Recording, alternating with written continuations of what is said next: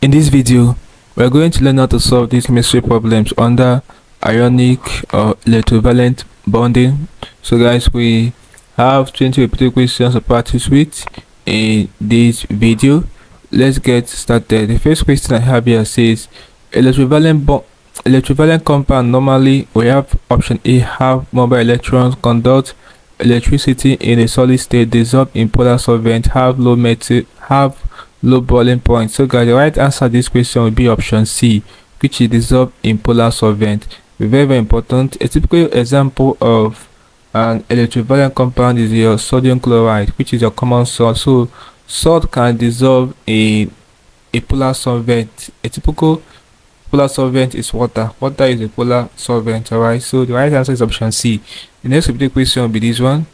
It says when an atom gains an electron, right, it becomes properties negatively charged, chemically inactive, a cation, or dies. So when an atom gains electron, its properties becomes negatively charged. Option A.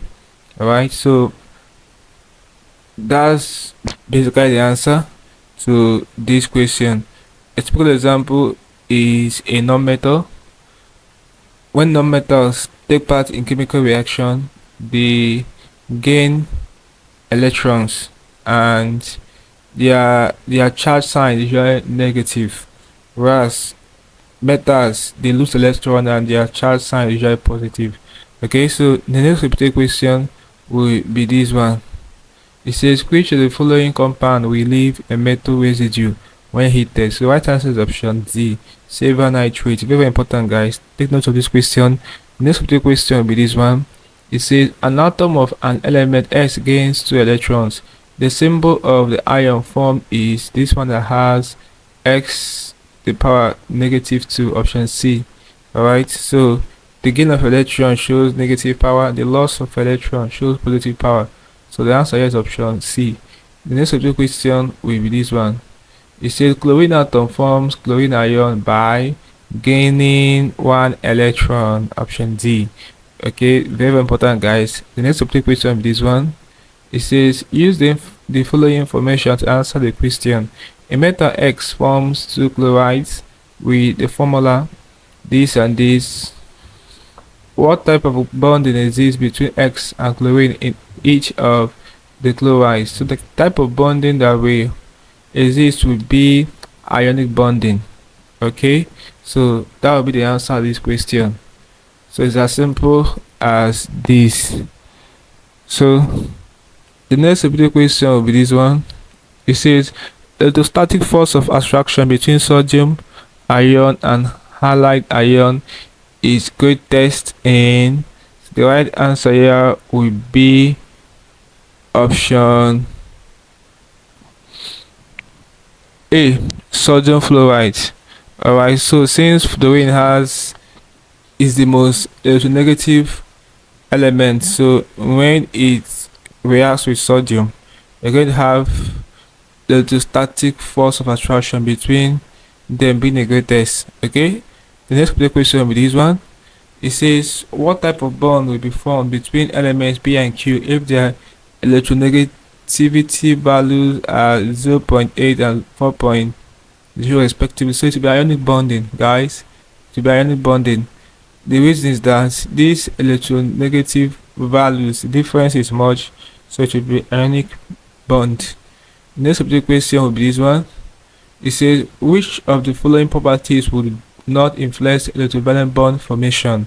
So the one that will not influence will be option D, catalytic ability. Alright, electronegativity will influence, this electron affinity will influence, this ionization potential will influence. So the answer is option D, guys. Next subject question will be this one. It says if a metal R forms a compound with formula, the formula of each tetra also sulfate 4A. So looking at these, the right answer will be option B. Alright, so that's it for this question. Option B, this is the one that is formula of tetra also sulfate 4 will appear to be like. Option B. The next subject question will be this one. So guys, before I attempt this question, if you are new to this channel, ensure that you are subscribed to this channel by hitting the subscribe button for more of these videos. Really appreciate this. It says the formula of mercury 1 diazonitrate 3 is, so it will be option D, guys, this one. So this is the right answer to the question, option D. The next repeated question will be this one. It says what is the likely formula of compound formed between element M in group 2? So a typical example is your magnesium and element X in group 7. A typical example is your chlorine. So when magnesium reacts with chlorine, I'm going to have magnesium chloride. So the right answer this question will be option D. Okay, so that's it for this question. The next question will be this one. It says which of the following statement is correct about sodium chloride? In the solid state, it conducts electricity. Its melting point is below 100 degrees Celsius. It exists as aggregates of ions. It exists as discrete molecules. The right answer is option C. It exists as aggregates of ions. Alright, that's for this question. The next subject question will be this one. It says the compound formed between this and this is, so this is silicon and this is sulfur. So looking at what we have here, you can deduce that the right compound formed will be option B. Alright, so that's it for this question. The next repeated question will be this one. It says if the difference between the electronegativities of two elements is large, the type of bond that can be formed between them is ionic. Option D, guys. Very important. Take note of this question. So it's either call it ionic or electrovalent. They both mean the same thing in chemistry. The next question will be this one. It says in which of the following compounds does hydrogen form ionic compound?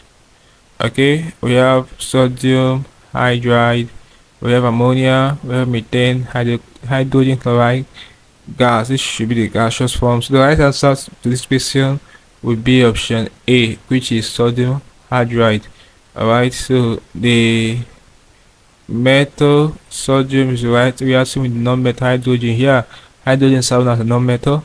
Okay, so that's for this question. The next question will be here.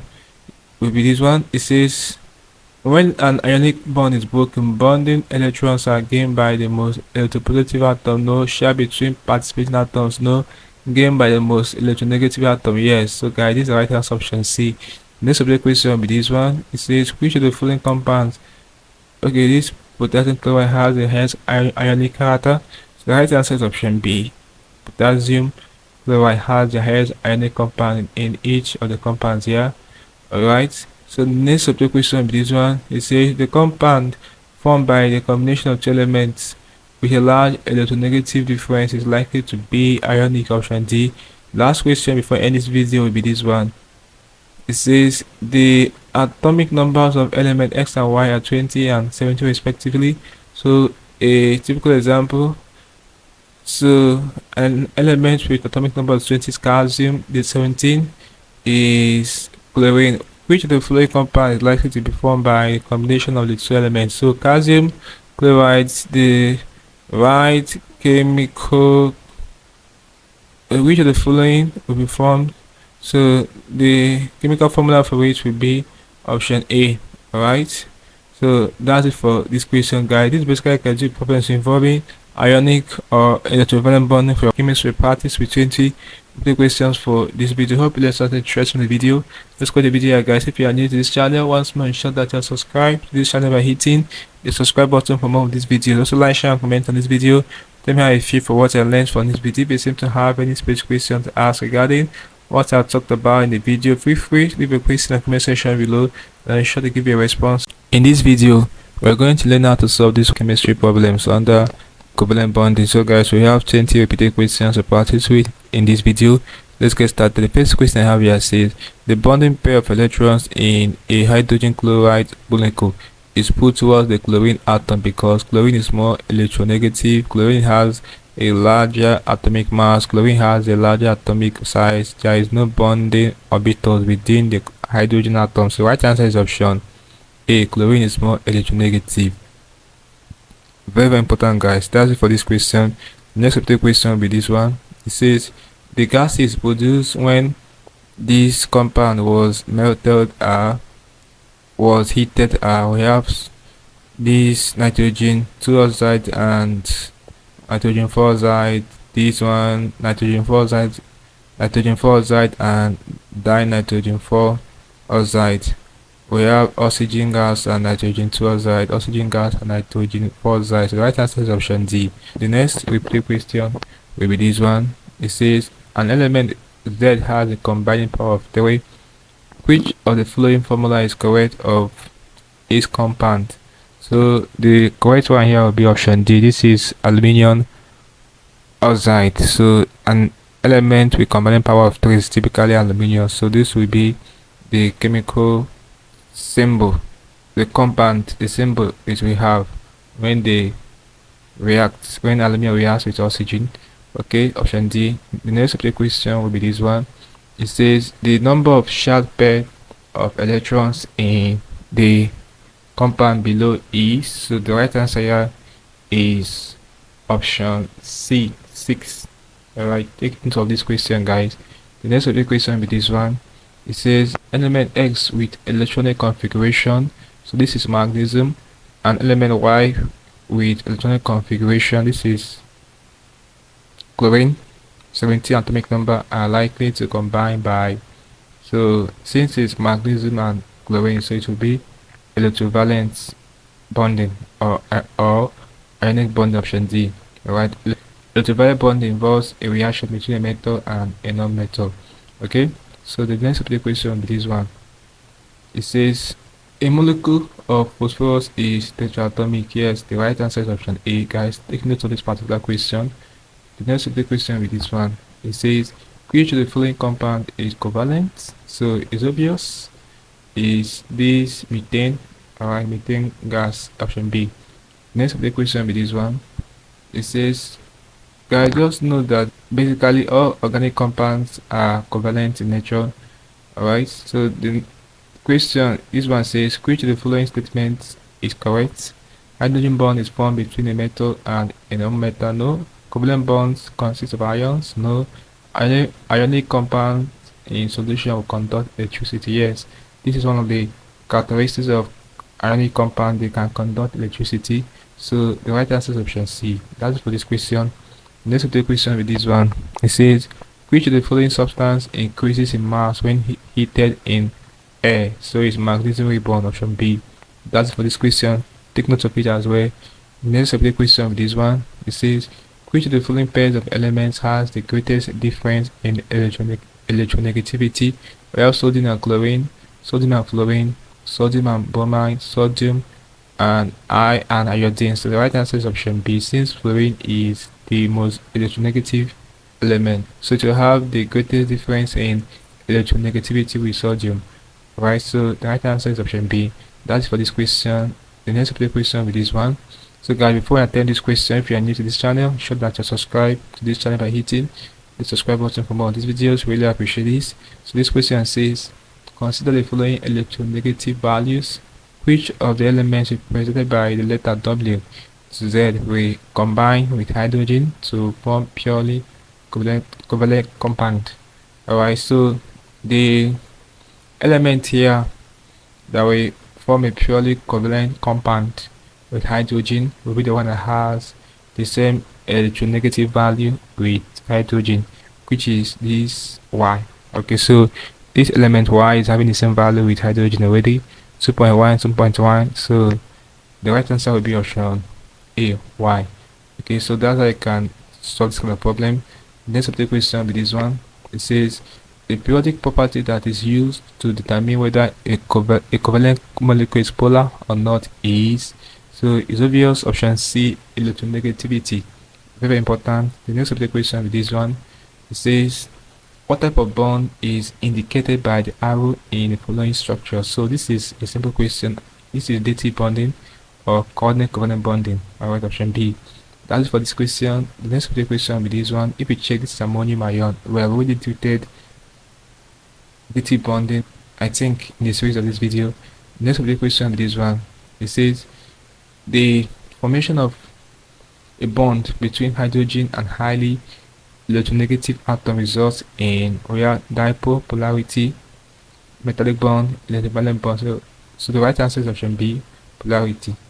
The next of the question, this one, it says which of the following molecules has a triple bond in its structure? So this is obvious, is nitrogen gas. Option C. Take note of this question, guys, very important. The next of the question, this one, it says which of the following properties of covalent bond compounds is not correct? They have low melting point, yes. Are mostly gaseous and volatile in liquids, yes. Are non-electrolytes, yes. Have high boiling point, no. So covalent compounds don't have high boiling points. The right answer is option D. The next subject question will be this one. It says the molecule that has a non-polar covalent bond is, so it's obvious, option C, chlorine gas. The next subject question will be this one. It says the maximum number of covalent bonds formed by nitrogen is, so is obvious, 3, option D. Last question for end this video with this one. It says which of the following can be used to predict the type of bonding in hydrochloric acid? So this is obvious, electronegativity difference. Very important, guys. So this basically can be problems involving covalent bonding for your chemistry practice with about 18 to 20 questions in this video. Hope you learned something interesting from the video. Let's go to the video, guys. If you are new to this channel, once more, ensure that you subscribe to this channel by hitting the subscribe button for more of these videos. Also like, share, and comment on this video. Let me know if you feel what you learned from this video. If you seem to have any specific questions to ask regarding what I talked about in this video, feel free to leave a question in the comment section below, and I'll ensure to give you a response. In this video, we're going to learn how to solve these chemistry problems under dative bonding or coordinate covalent bonding. So guys, we have 15 repeated questions to practice with in this video. Let's get started. The first question I have here says copper 2 ions are able to participate in coordinate covalent bonding because they are colored, have vacant d orbital, have unpaired electrons, are positively charged. So the right answer is option B, is because they have vacant d orbitals. Alright, very important. The next question will be this one. We have which of the following contains coordinate covalent bonding? So the right answer is this one, option C, ammonium ion. Alright, so that's it for this question. The next question will be this one. It says the bond formed between water and hydrogen ion to form the hydrozonium ion is, so we have it to be dative. Alright, another term for dative in chemistry is coordinate covalent bonding. Alright, so that's it for this question, option D. The next question will be this one. It says which of the following species does not contain a coordinate bond? So guys, in this question the right answer is this option B. Alright, take note of it, very important. The next question will be this one. It says which of the following compounds has coordinate bonds in its structure? The right answer is option D. Okay, the next question will be this one. It can be sodium chloride, it can be magnesium chloride, it can be silver chloride. So it's option D, guys. The next question will be this one. It says the bond between ammonia and hydrogen ion in ammonium ion is, so it's obvious, dative bond. Okay, the next question will be this one. It says a coordinate covalent bond can be formed between, we have this compound, this one, and this one, this one, this one, this one, this one. So guys, looking at the options we have here, the right answer to this question will be option A. Yeah, option A. So that's it for this question. Take note of it. The next repeated question will be this one. It says which of the following statements about dative bonding is not correct? It can be formed between molecules, yes. Each participating atom contributes 1 electron. No, this is wrong. An atom must possess a lone pair of electrons. Yes. There is sharing of electrons. Yes. So the one that's not correct is option B. Alright, take note of this question, guys. The next question will be this one. It says ammonium ion is formed from ammonia and hydrogen ion by, so it's obvious, dative bonding. The next question will be this one. It says what type of chemical bonding is involved in the formation of ammonium ion? from a molecule of ammonia and a proton. So it's obvious coordinate covalent bonding. Remember I told you another term for coordinate covalent bonding in chemistry is dative bonding. So the right answer to this question is option C. Next question will be this one. It says the positive bond ring test indicates the presence of, so we have it to be not copper ion, it's not ion, it's not, okay, yeah, is this one, this nitrate, this try also nitrate 5. So the right answer is option C. Okay, so that's the answer to this question, option C. The next repeated question, take note of this question, guys. The next repeated question will be this one. It says the bond formed when ammonia reacts with hydrogen ion to form ammonium ion is obvious dative bond, option B. Next question will be this one. Say the bonds in crystalline ammonium chloride are where ionic and covalent, ionic covalent and dative, ionic covalent and hydrogen bond, covalent and dative. So the right answer is option B, ionic, covalent and dative. Take note of this particular question as well. Next subject question will be this one. It says the bond formed when two electrons that are shared between two atoms are denoted by only one of the atoms is, so it's dative, guys. The right answer is option C, is dative. Okay, so the last question before I end this video with this one. It says the bonds in crystalline ammonium chloride. I think I already answered this question is option C, ionic, covalent and dative. So guys, this basically can deal with problems involving dative or coordinate covalent bonding for your chemistry practice with 15 questions for this topic. Hope you learned something interesting from the video.